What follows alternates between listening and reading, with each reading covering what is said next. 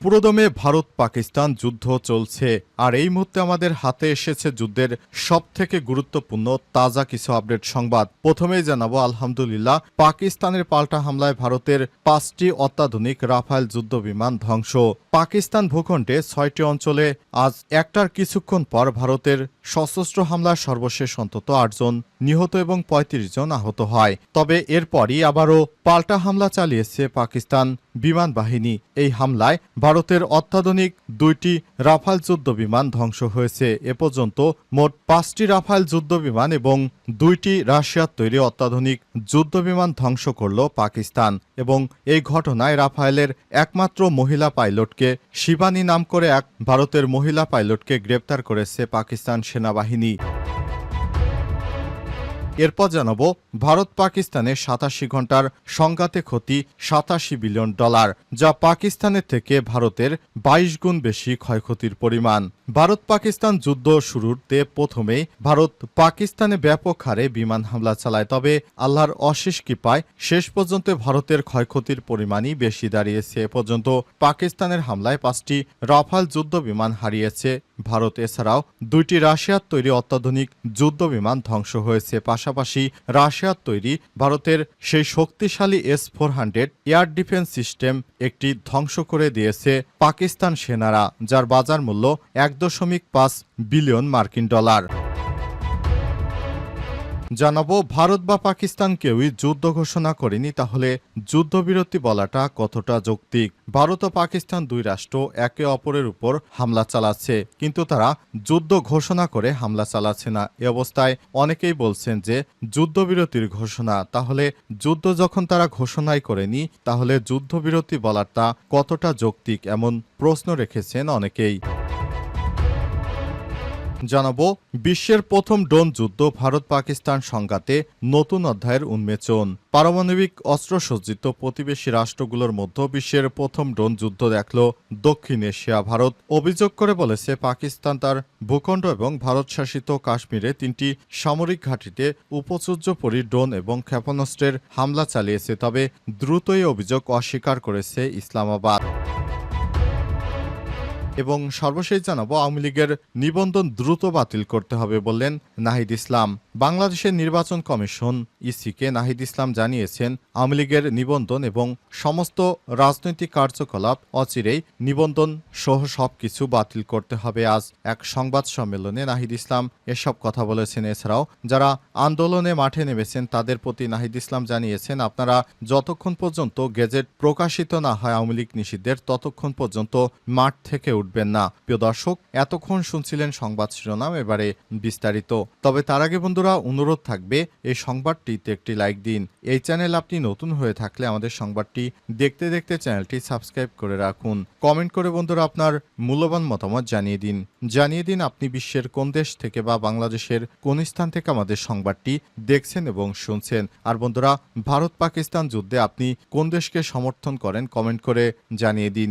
আপনি যদি পাকিস্তানকে ভালোবেসে থাকেন পাকিস্তান জিন্দাবাদ লিখে কমেন্ট করুন, আর যদি ভারতকে ভালোবেসে থাকেন কমেন্টে জয় হিন্দ লিখে বিশ্ববাসীকে জানিয়ে দিন। এবারে বিস্তারিত। পাকিস্তানের পাল্টা হামলায় ভারতের 5টি অত্যাধুনিক রাফায়েল যুদ্ধবিমান ধ্বংস। পাকিস্তান ভূখণ্ডের 6টি অঞ্চলে আজ একটার কিছুক্ষণ পর ভারতের সশস্ত্র হামলায় সর্বশেষ অন্তত 8 জন নিহত এবং 35 জন আহত হওয়ার খবর পাওয়া গেছে। এই হামলার পাল্টা জবাবে আক্রমণ চালিয়েছে পাকিস্তান। এ পর্যন্ত পাকিস্তানের হাতে 5টি ভারতের অত্যাধুনিক রাফায়েল যুদ্ধবিমান ভূপাতিত হয়েছে। এছাড়াও ভারতের একমাত্র মহিলা পাইলট শিবানী, যিনি পাকিস্তান বিমান বাহিনীর হাতে গ্রেপ্তার হয়েছে।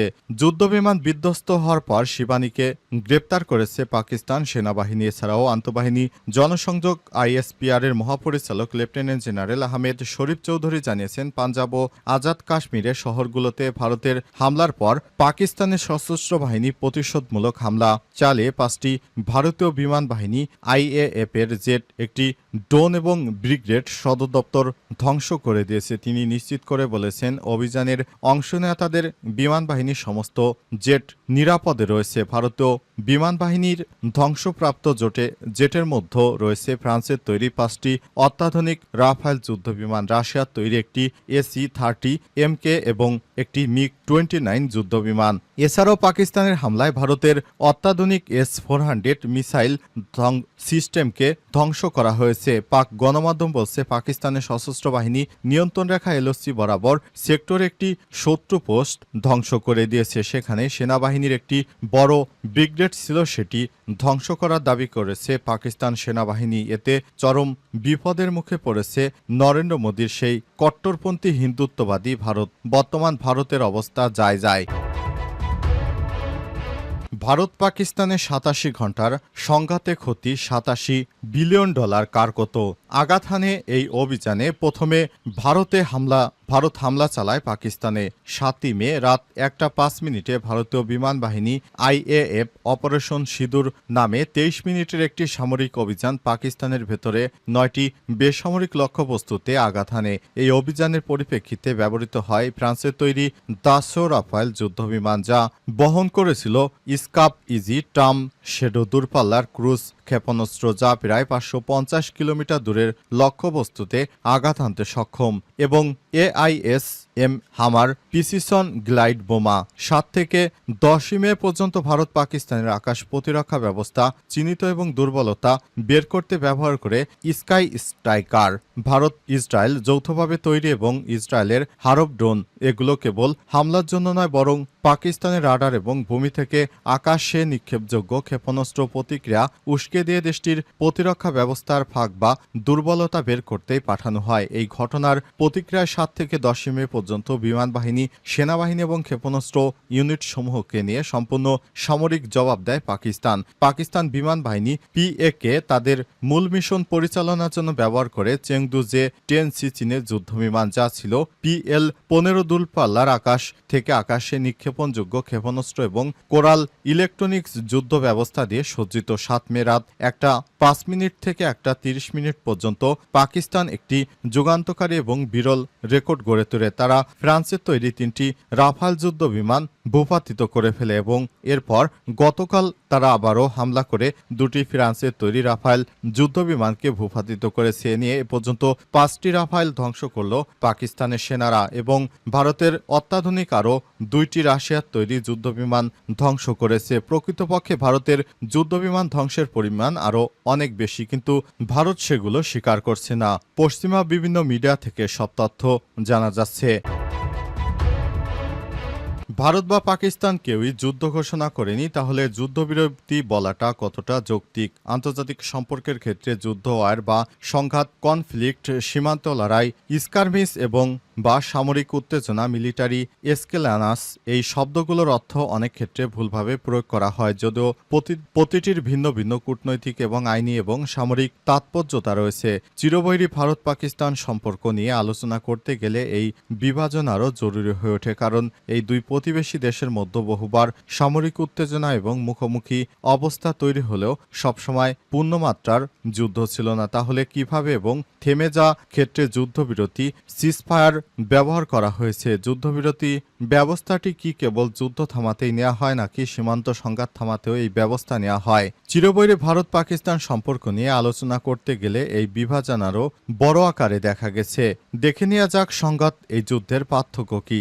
যুদ্ধ বলতে বোঝায় স্থায়ীভাবে ঘোষিত নিয়মিত সেনাবাহিনীর মাধ্যমে পরিচালিত দীর্ঘস্থায়ী এবং ব্যাপক আকাশ প্রতিরক্ষা ব্যবস্থা মাধ্যমে সংঘটিত সংঘর্ষ। অন্যদিকে সংঘাত বা সীমান্ত লড়াই অনেক সময় স্বল্প পরিসরে অঘোষিত নির্দিষ্ট সীমান্ত অঞ্চলে সীমাবদ্ধ এবং তুলনামূলকভাবে কম সময় স্থায়ী হতে পারে। উদাহরণস্বরূপ রাশিয়া ইউক্রেন বা ইসরায়েল হামাসের মধ্যে সাম্প্রতিক লড়াইগুলো মূলত যুদ্ধের আওতায় পড়ে, কিন্তু ভারত পাকিস্তানের মধ্যে এসব কিছু ছিল না।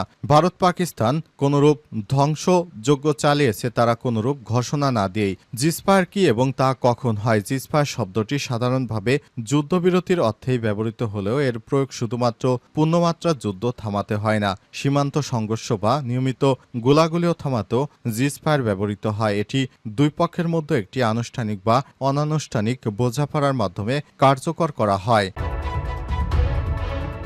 আওয়ামী লীগের নিবন্ধন দ্রুত বাতিল করতে হবে ইসিকে নাহিদ ইসলাম।